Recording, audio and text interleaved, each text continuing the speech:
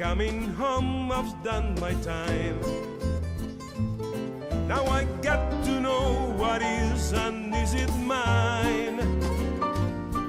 If you receive my letter telling you I'll soon be free, then you know just what to do if you still want me.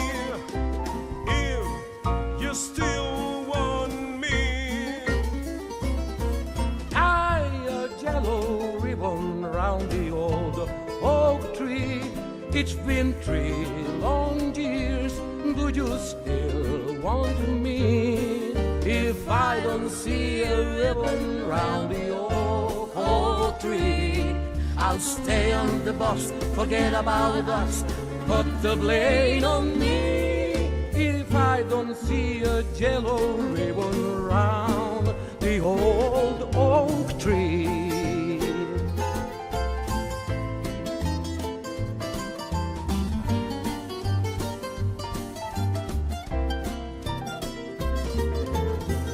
Bus driver, please look for me, 'cause I couldn't bear to see what I might see.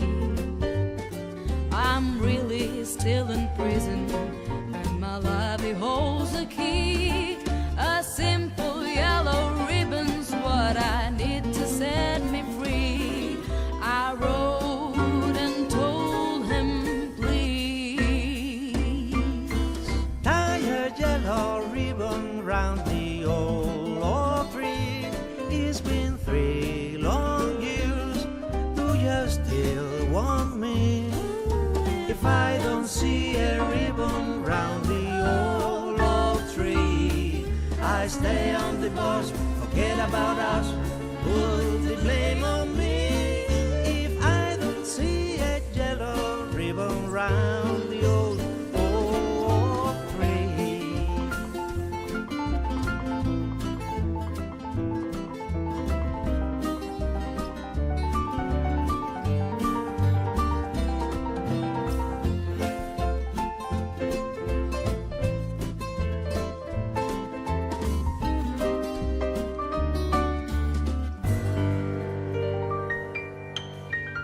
now. The whole emboss is cheering, and I can't believe I see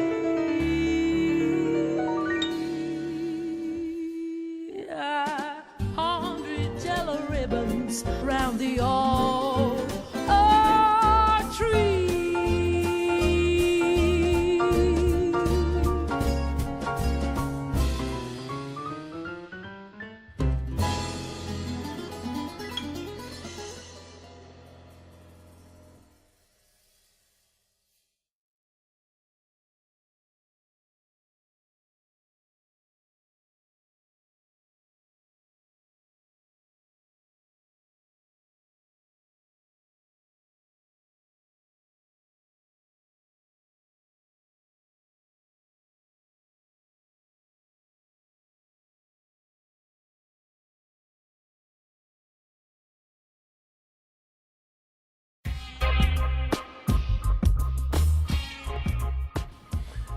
When I talk to people I know about the Cuban Five, some of them tell me that they heard their last CD. I said, no. Oh, you mean the basketball team? 12 years after 5 men were arrested, and 9 years after they were condemned to long prison terms, a lot of people still do not know about the case of the Cuban Five.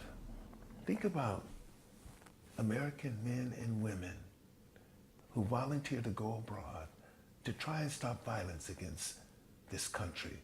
They infiltrate terror cells and provide the information to authorities. That's what the Cuban Five did.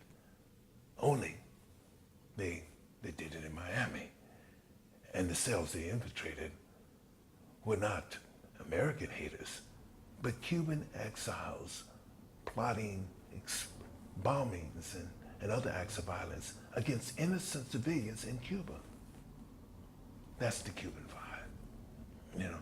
And like good and like good American agents, they pass this information on to headquarters, and headquarters in Cuba pass it on to the FBI, so that the Bureau could find the explosives that were destined to harm innocent citizens.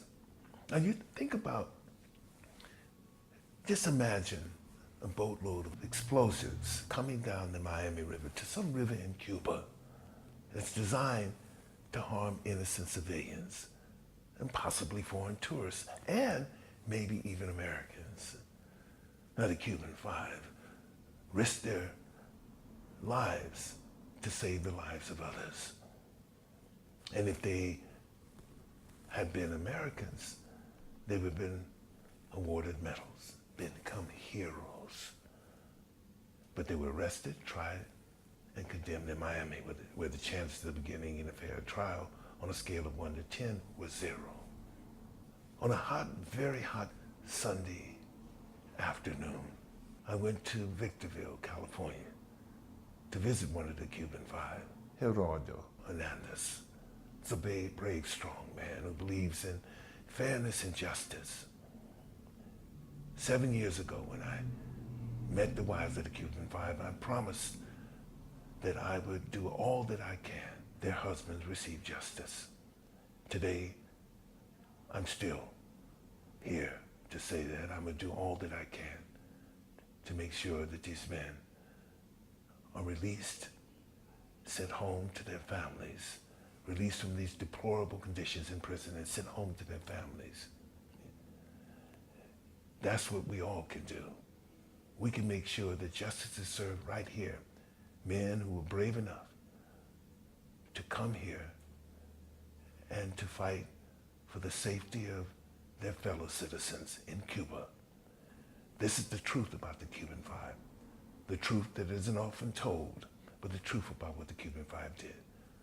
Let us all come together and find and work together to free the Cuban Five.